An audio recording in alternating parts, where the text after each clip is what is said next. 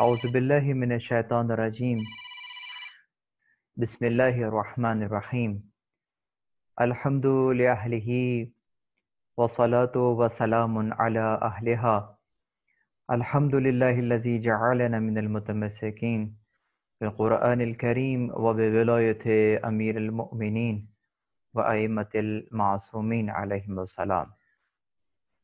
اما بعد، تمام تر تعریفیں خدائے وحدہ لا شریک کے لیے، درود اور سلام محمد اور اہل بیت محمد علیہ الصلاۃ والسلام کی ذوات مقدسہ پر. حمد ہے اس خدا کی کہ جس نے ہمیں اور آپ کو قرآن کریم، ولایت امیر المؤمنین اور دیگر ائمہ علیہم السلام کی ولایت سے متمسک کیا. عقائد اسلامیہ کے باب میں کی جانے والی گفتگو کا یہ 8واں دور ہے، اور گزشتہ دور میں ہم نے صفات خدا کے موضوع پر آپ کے سامنے کچھ گزارشات رکھی تھیں، اور ہم نے صفات خدا کو اس انداز سے دیکھا کہ کچھ صفات ذات قرار پائیں اور کچھ صفات فعل قرار پائیں.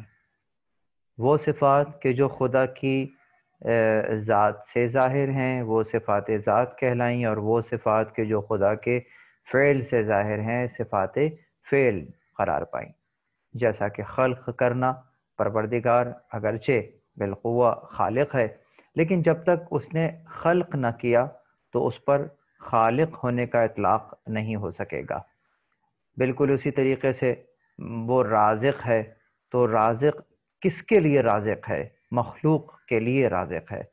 تو یقیناً مخلوق کے لیے اگر خدا رازق ہے تو خدا مخلوق کو خلق کرنے اور خلق کرنے کے بعد رزق عطا کرتا ہے. مخلوق جب خلقی نہ ہو تو وہ کس کے لیے رازق ہوگا؟ تو یقیناً یہ وہ خدا کی صفات ہیں سمجھنے کے اعتبار سے کہ جو کہ اس کی فعلی صفات کہلاتی ہیں. اور جیسے حیات ہے تو یہ حیات کون سی صفت ہوگی؟ یہ اس کی صفت ذات ہوگی، یعنی اس کے لیے اسے کوئی فعل انجام دینے کی ضرورت نہیں ہے، وہ حی ہے.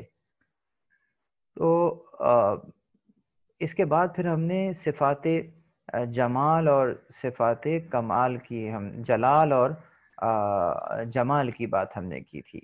صفات جمال اور صفات جلال، تو صفات جمال یا صفات جمالیہ یا صفات کمال یا صفات کمالیہ وہ والی صفات تھیں کہ جو کہ پروردگار عالم میں جو موجود ہیں، جو ان کا اطلاق وہاں ہوتا ہے وہ صفات جمال کہلائیں.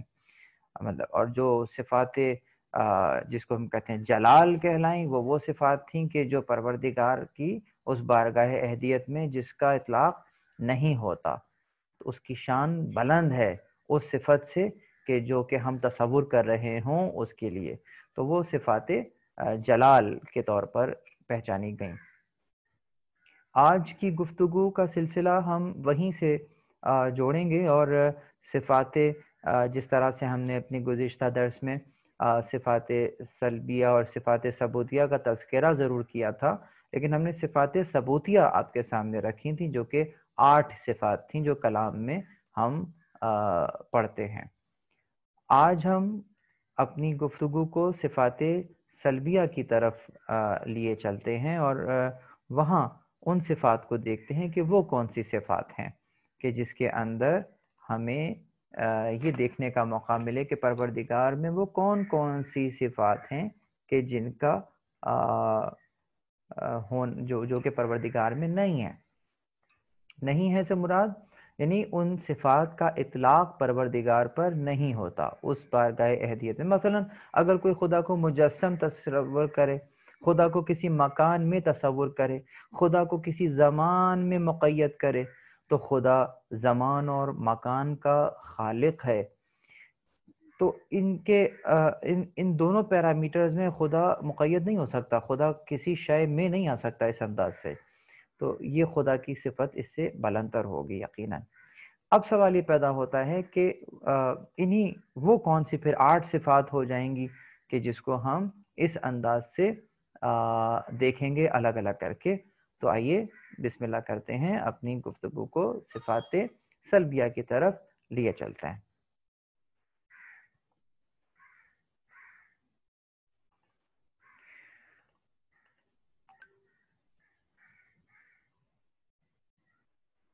بنیادی طور پر ہمارا موضوع وہی صفات خدا رہے گا.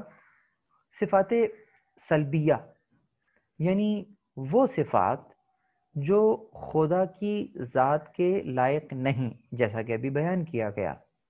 اس کی ذات ہر قسم کے نقص اور عیب سے پاک و منزہ ہے.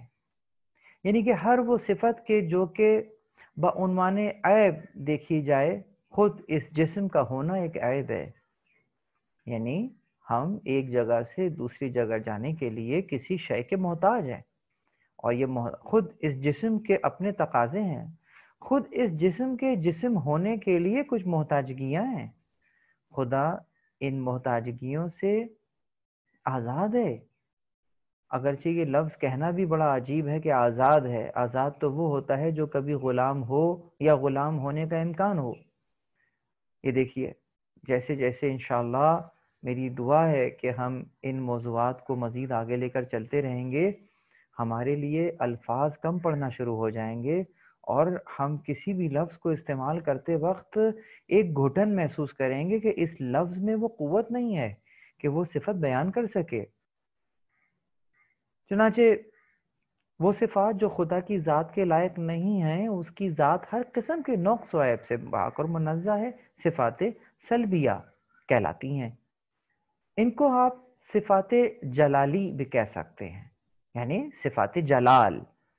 جہاں پر بھی آپ کسی صفت کا سنیں اور کہیں نہیں اس کی شان بلند ہے، جل جلالہ، آپ کہتے ہیں نا اکثر جل جلالہ، تو کیا معنی؟ یعنی جل جلالہ، اس کی جلالت ہے، اس کی شان بلند ہے. اس شے سے ہر شے، ہر اس کی شان ہر شے سے اس سے بلند ہے.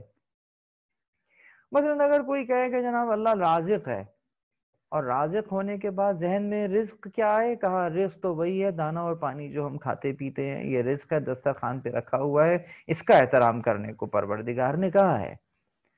اگر روٹی کو رزق سمجھ لیا تو یہ تو بہت ادنا درجے کا رزق تھا جسے آپ نے فقط رزق سمجھ لیا ہے.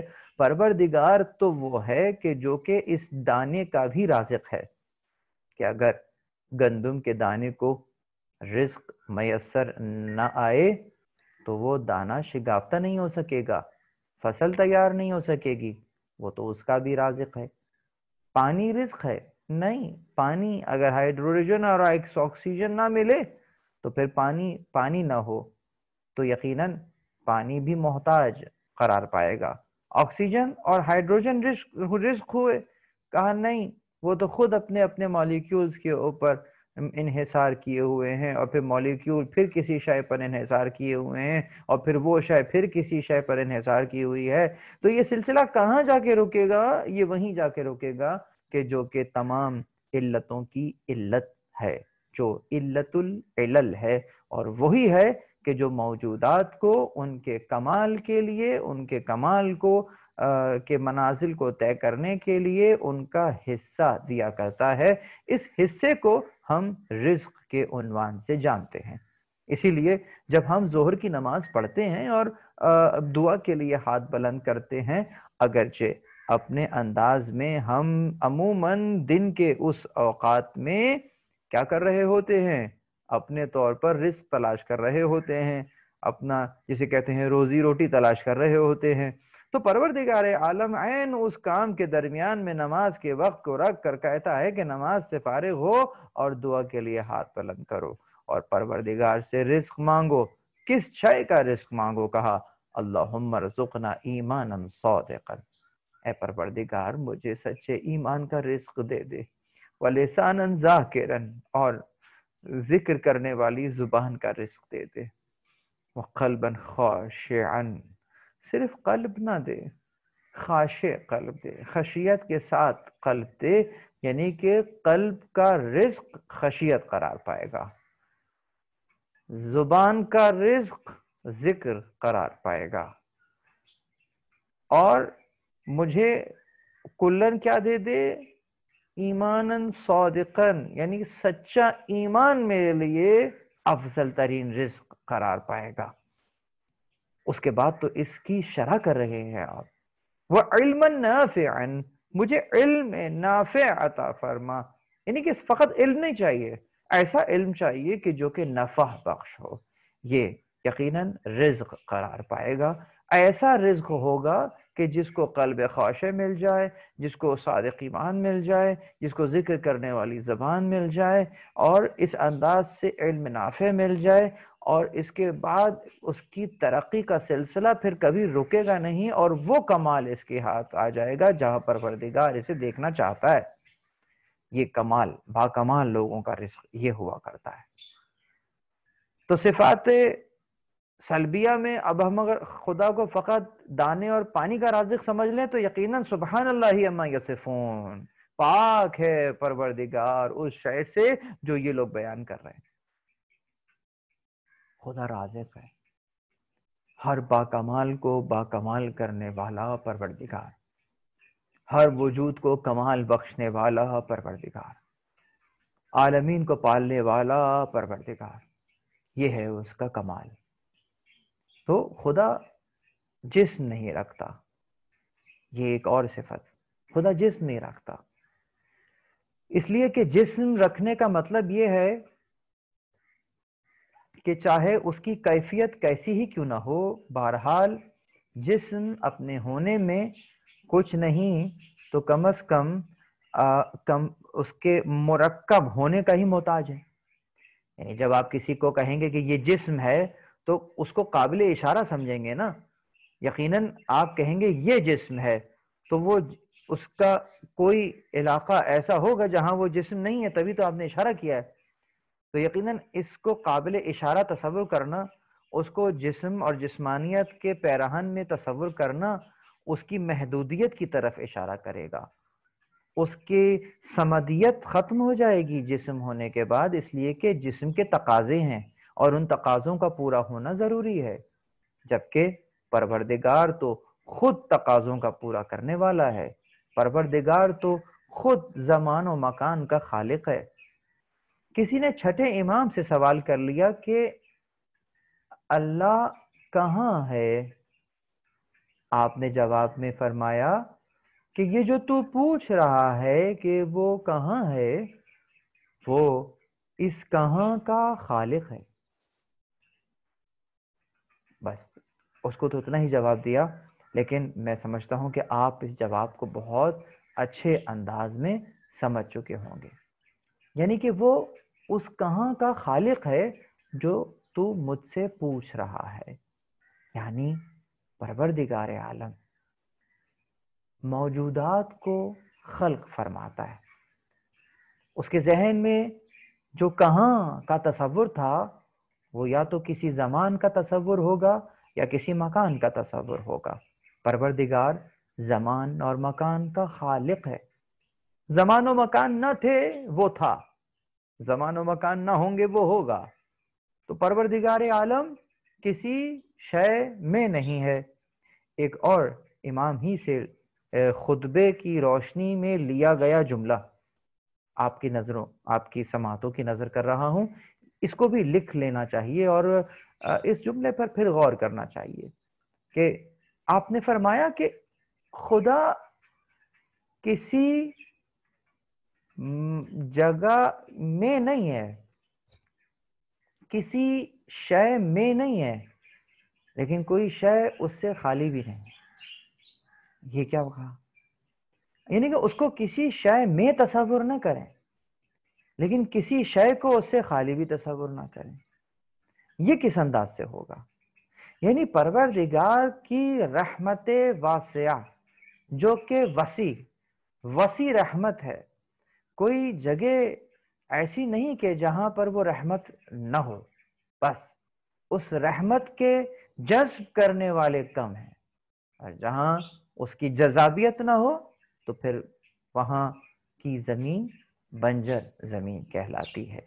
بارش سب پر برستی ہے، زمین کے ہر ٹکڑے پر برستی ہے، کسی ٹکڑے کو یہ کہنے کی ہمت نہیں ہے کہ بارش تو مجھ پر نہیں برسی، لیکن سبزہ زرخیز زمین ہی اگاتی ہے، اور جو بنجر زمین ہوتی ہے وہی بارش کا پانی جمع ہو کر تعفن پیدا کر دیتا ہے، کیچڑ کی صورت میں ہی سامنے آتا ہے۔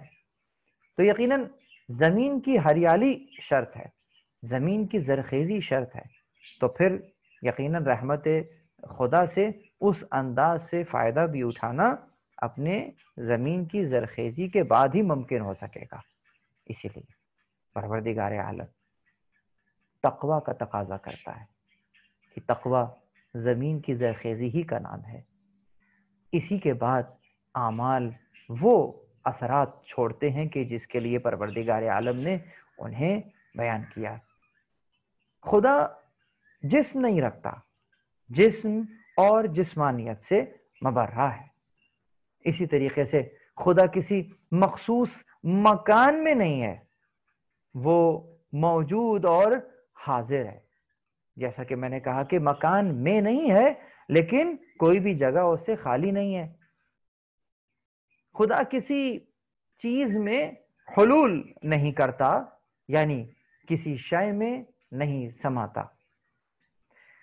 شیخ صدوق علیہ الرحمہ نے ایک بہت ہی عمدہ کاوش اس انداز سے کی کہ ایک کتاب لکھ ڈالی جسے آپ توحید صدوق، شیخ صدوق کی التوحید کے نام سے جانتے ہیں۔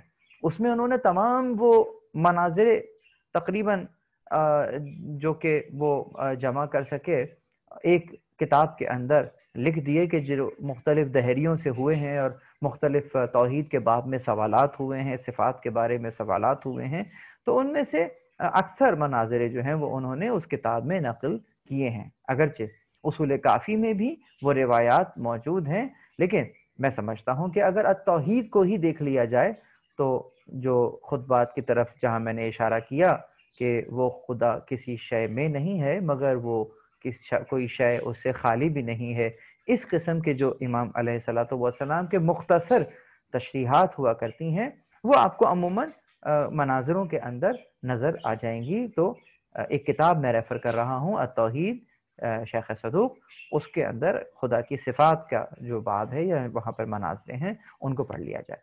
تو خدا کسی چیز میں حلول نہیں کر سکتا۔ حلول کا مطلب کیا ہوتا ہے کہ خدا کا کسی شے میں جذب ہو جانا، آ جانا، کسی جسم میں آ جانا، قرار پا جانا، اس انداز میں کہ پھر جو خارج ہے وہ خدا کے وجود سے خالی ہو جائے گا، کیونکہ خدا کسی شے میں جا چکا ہوگا۔ حلول اسی کو کہتے ہیں۔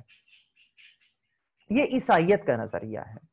یہ حضرت عیسیٰ کے بعد میں خدا کے کو خدا کا حلول عیسیٰ مسیح کے روپ میں وہ انداز سے مانتے ہیں۔ عیسائیوں کا ایک گروہ ہے باہر، مطلب ایک گروہ تو وہ ہے نا جو کہتا ہے کہ وہ ان کے بیٹے ہیں، تو نہیں، ایک ہے جو کہتا ہے کہ نو ہی ہمسیلف از اے گاڈ، دیکھیں خدا کا روپ ہے وہ جو اس انداز سے نظر آ گیا ہے۔ پھر خدا کو آنکھوں سے دیکھا نہیں جا سکتا۔ خدا جب حضرت موسیٰ علیہ الصلوۃ والسلام سے بنی اسرائیل نے کہا کہ ہم اس وقت تک ایمان نہیں لائیں گے جب تک ہم خدا کو باقاعدہ دیکھ نہ لیں، تو حضرت موسیٰ علیہ الصلوۃ والسلام نے ان کی اس درخواست کو رد کر دیا تھا کہ نہیں، تم خدا کو نہیں دیکھ سکتے، جس کو ہم کہتے ہیں لن ترانی۔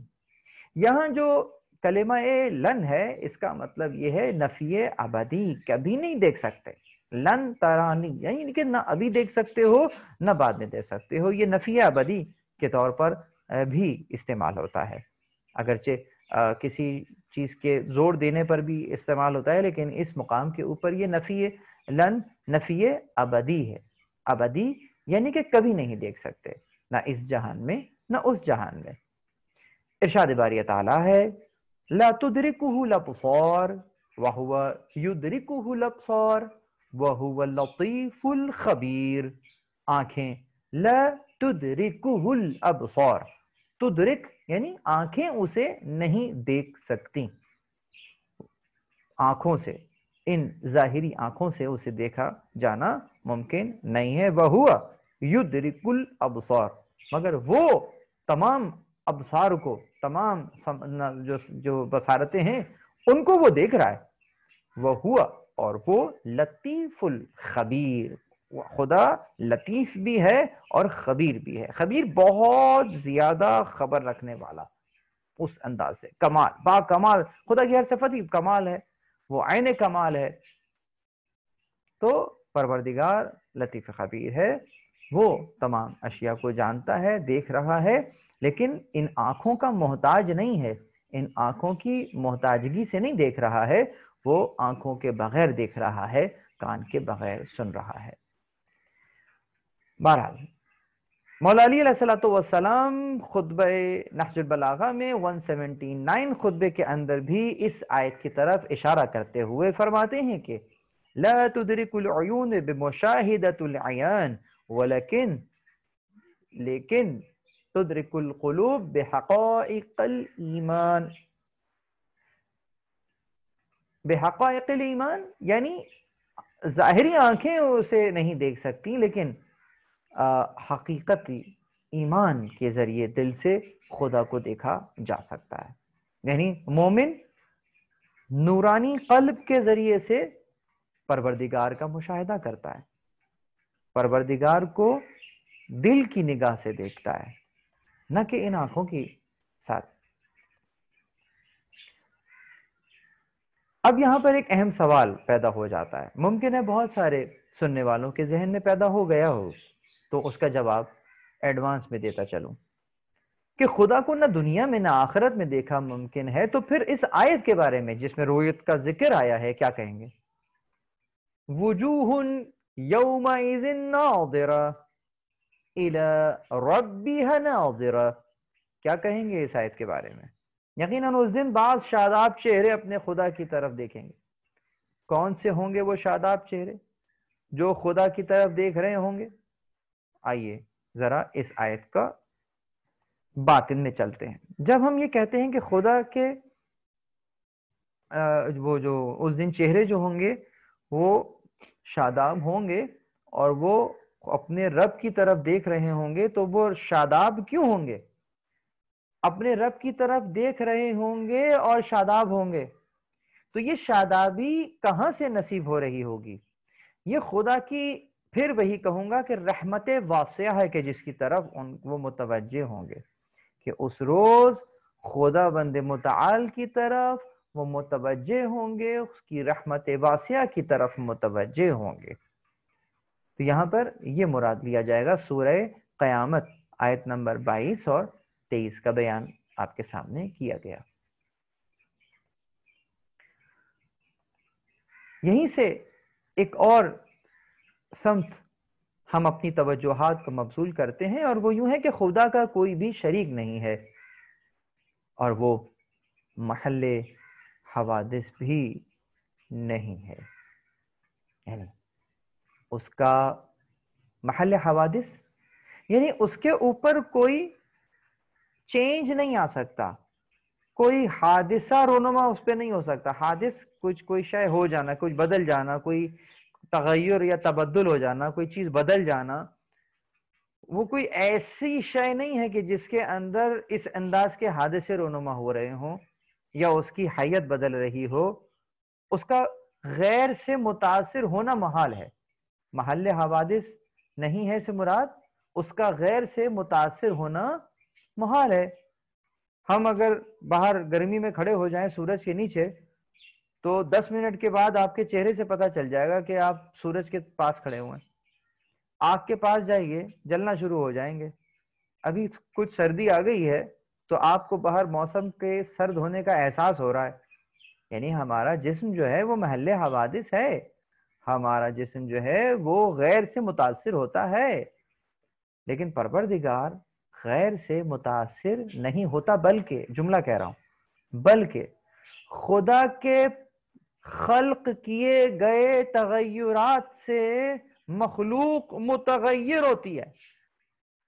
یہ جو خود تغیرات ہیں ان کو متغیر کرنے کے لیے، یعنی مخلوقات جو متغیر ہو رہی ہیں، تو جن تغیرات سے یہ مخلوق متغیر ہو رہی ہے، پروردگار ان تغیرات کا بھی خالق ہے.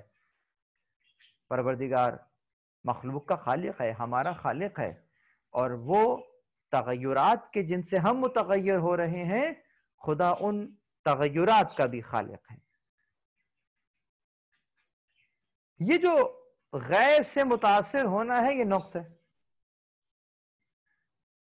اور پروردگار کے لیے یقیناً نقص ہونا محال ہے. یہ اصطلاح استعمال ہوتی ہے کلام میں بھی، ہم جب بات کر رہے ہوتے ہیں.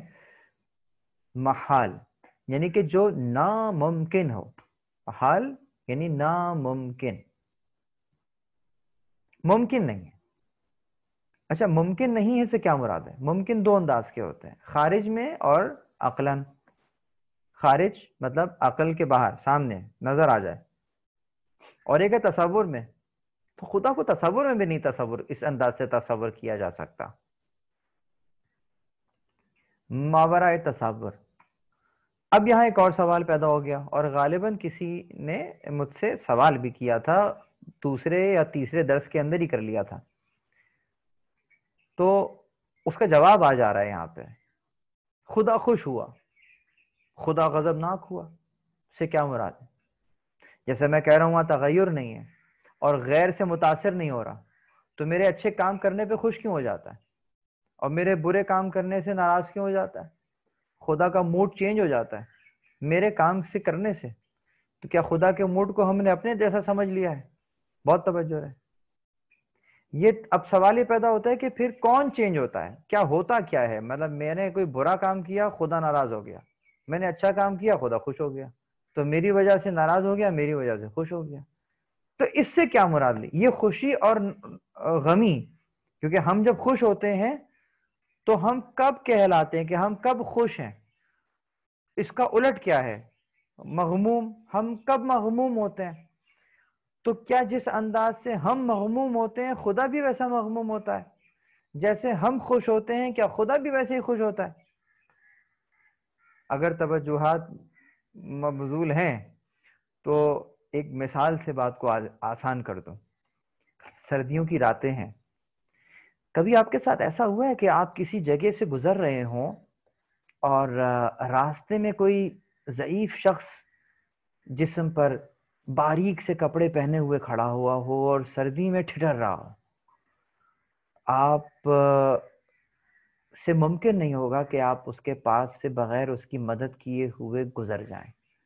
اگر ضمیر زندہ ہے تو آپ چاہیں گے کہ میں اس کی مصیبت کو حل کروں. تصور کیجئے کہ آپ ایسا نہ کریں اور چلے جائیں. جانتے ہیں کیا ہوگا؟ اگر واقعی ضمیر زندہ ہے نا تو اس رات کم از کم تکیے پہ سر تو ہوگا، لیکن آنکھوں سے نیند کوسوں دور ہوگی. ایک تڑپ ہوگی، ایک چبھن ہوگی سینے کے اندر، اور دل میں ایسا لگے گا کہ کوئی سوئیاں چبھو رہا ہے، اور ایک پریشانی کا عالم ہوگا کہ میں نے اس کی مدد کیوں نہیں کی. ایک بے چینی کی کیفیت ہوگی، ایک درد محسوس ہوگا جو کہ آپ اس کے درد کو محسوس کر رہے ہوں گے. آپ چاہیں گے کہ اس کی مدد کر دیں. جب آپ اس کی مدد کر دیں گے تو یہ جو درد کی کیفیت ہے یہ ختم ہو جائے گی.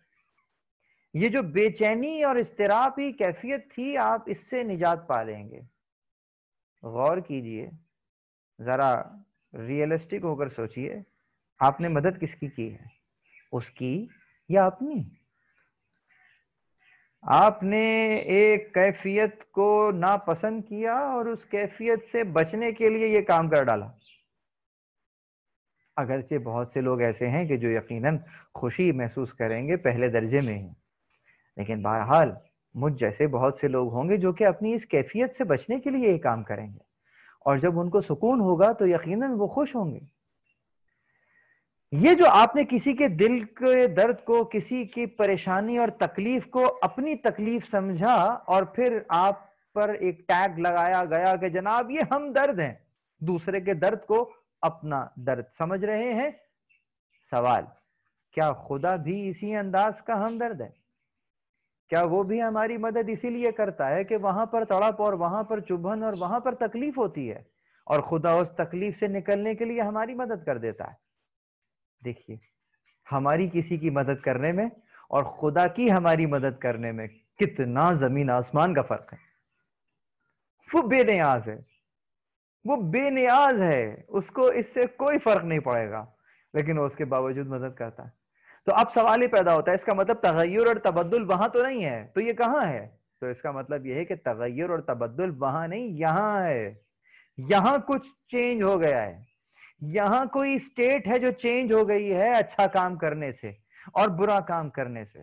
وہ اسٹیٹ کیا ہے؟ آئیے ذرا دیکھتے ہیں اور اس کا جواب قرآن سے لیتے ہیں۔ قرآن کریم پر اگر ہم نظر ڈالیں تو ہمیں منافقوں کی صفات نظر آتی ہیں۔ منافقوں کی صفات کیا ہیں؟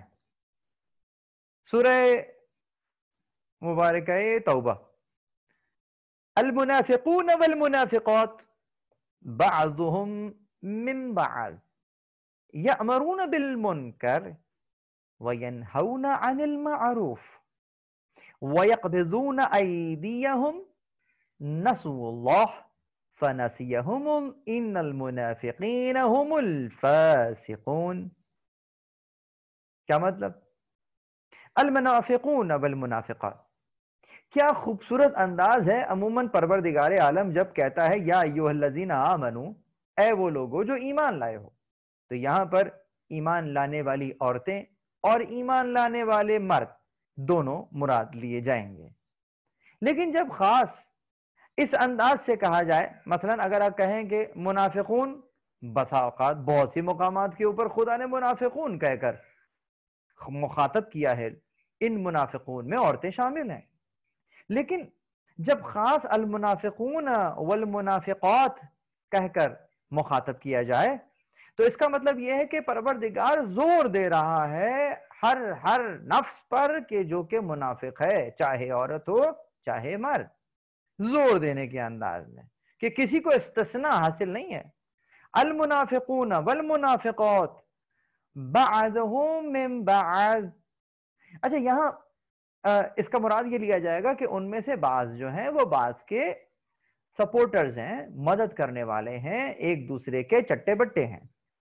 یأمرون بالمنکر وینہون عن المعروف، یہاں سے ان کی صفات بیان ہوتی ہیں۔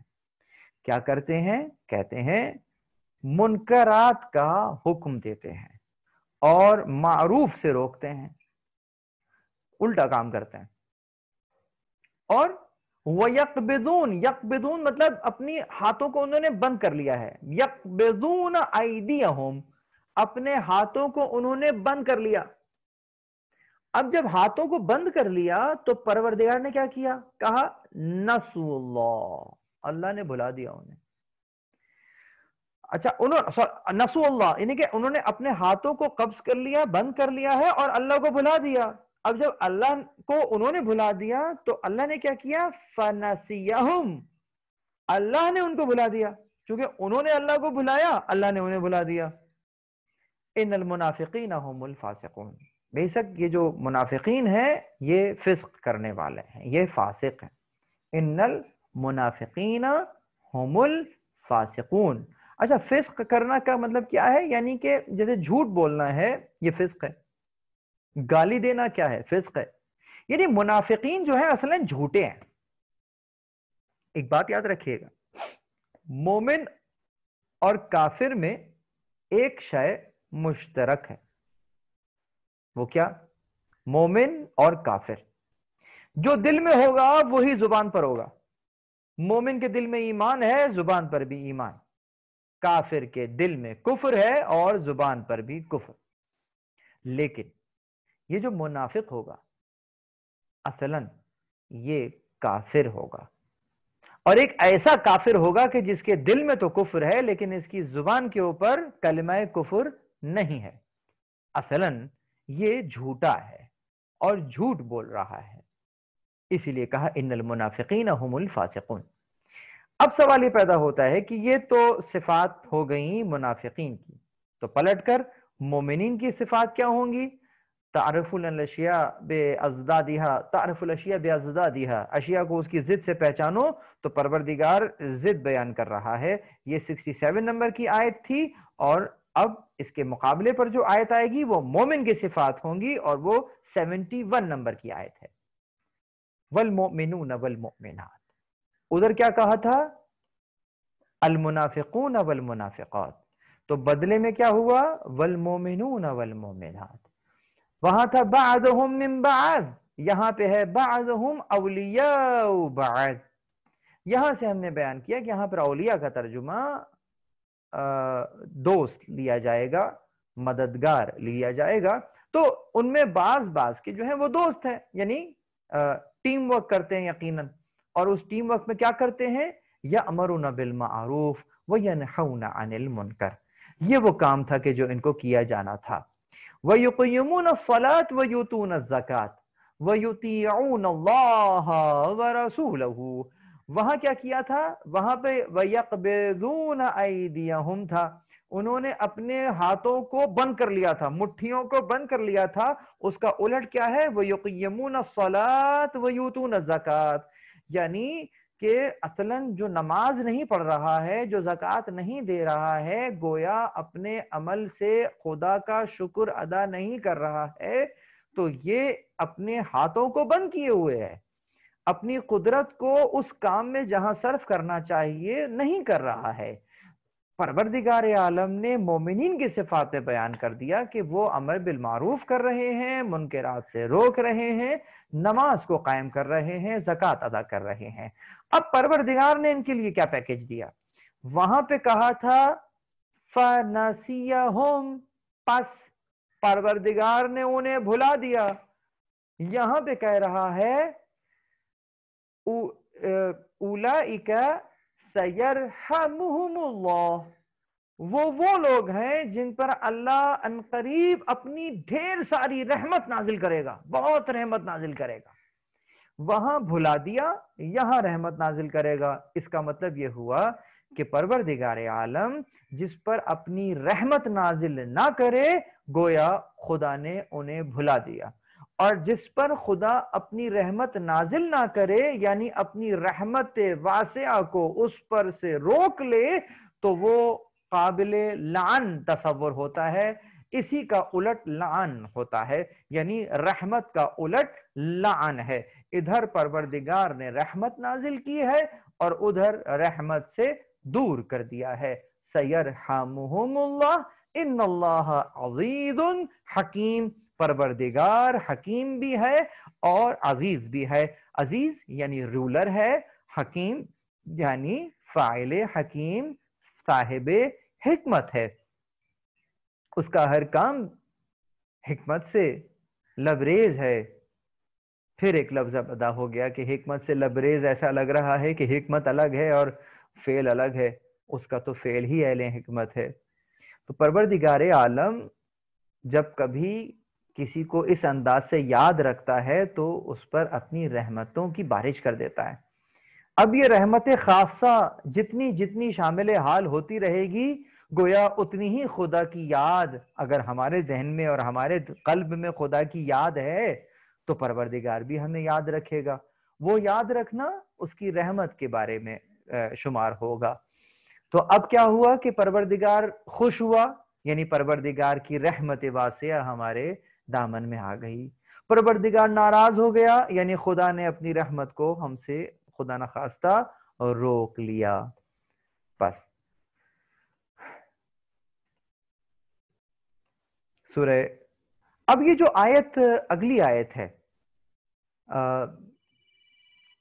وَلَا تَحْسَبَنَّ الَّذِينَ قُتِلُوا فِي سَبِيلِ اللَّهِ أَمْوَاتًا بَلْ أَحْيَاءٌ عِندَ رَبِّهِمْ يُرْزَقُونَ، کہ جو لوگ اللہ کے راہ میں مارے گئے ہیں انہیں مردہ گمان نہ کرو، بلکہ وہ زندہ ہیں اور اپنے پروردگار کی طرف سے رزق پا رہے ہیں. ہم نے یہ آیت عموماً اتنی پڑھی ہوتی ہے، غور نہیں کیا ہوتا. وہ آگے جا کر دیکھنا پڑتا ہے کہ وہ پروردگار کی طرف سے کون سا رزق پا رہے ہیں اور کس انداز سے زندہ ہیں.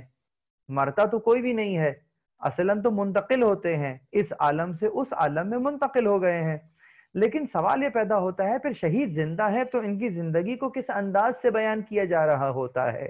اس انداز سے اگر ہم اس کو دیکھیں تو ہمیں نظر آ جائے گا فرحین بما آتاہم اللہ من فضلہ، یعنی فرحین بما آتاہم اللہ من فضلہ، وہ اس بات پر مسرور ہیں، خوش ہیں. کس چیز پر؟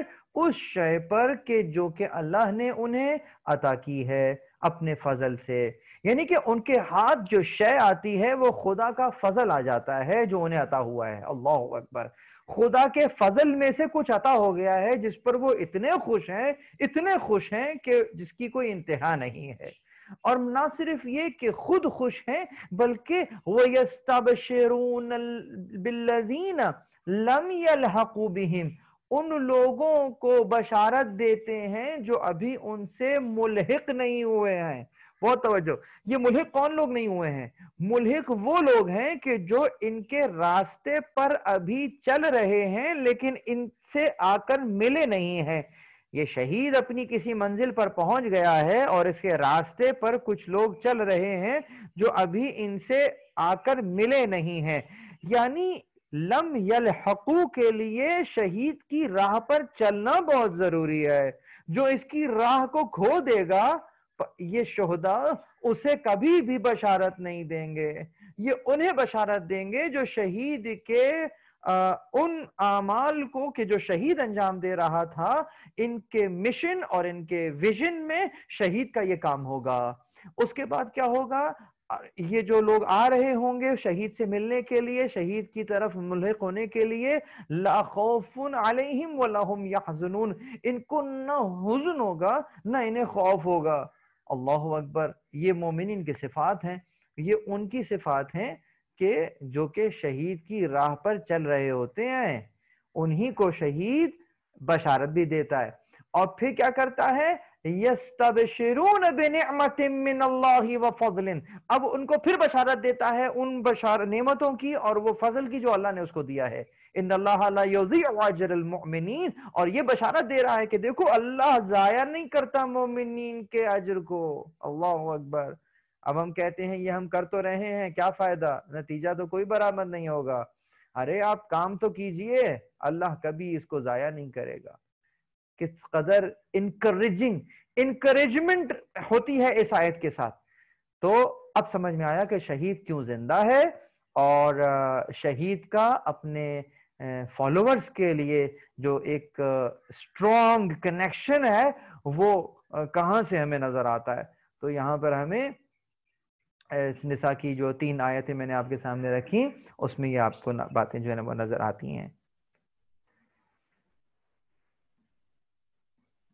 باری تعالیٰ کے لیے، آل عمران کی آیت تھی معذرت، باری تعالیٰ کے لیے لذت اور علم نہیں ہے، اس لیے کہ اللہ کے لیے مزاج کا ہونا محال ہے۔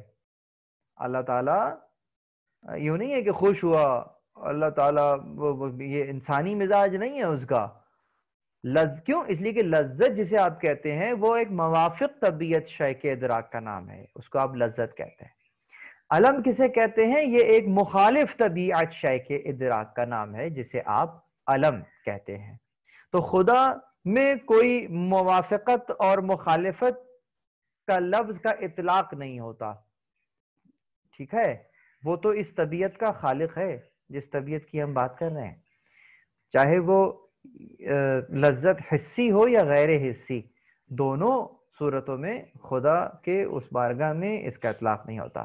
اس کے لیے اتحاد محال ہے۔ یہ تمام کے تمام اس صفات سلبیہ کے ذیل میں تمام باتیں ہو رہی ہیں، اتحاد ممکن نہیں ہے، اس لیے کہ اتحاد حقیقی اور اتحاد مزاجی دونوں انداز سے بات کی جائے تو اتحاد حقیقی کا مطلب ہوگا 2 چیزوں کا ایک چیز ہو جانا، یعنی کہ 2 چیزیں آپس میں ملیں، یعنی کہ کوئی چیز خدا سے ایسے مل جائے کہ خدا بن جائے، یہ کیسے ممکن ہے؟ نصارہ قائل ہیں اس چیز کے، فرقہ صوفیہ ہے وہ بھی عارفین کے ساتھ خدا کے اتحاد کا قائل ہے اس انداز سے۔ تو لیکن اتحاد مزاجی کی طرف دیکھتے ہیں تو وہاں پر بھی مسائل ہے، اور وہ اتحاد مزاجی کا مطلب یہ ہے کہ ایک شے کا کون و فساد کے ذریعے دوسری شے ہو جانا۔ میں نے ایک خطرناک ٹرمنالوجی استعمال کی، کون اور فساد۔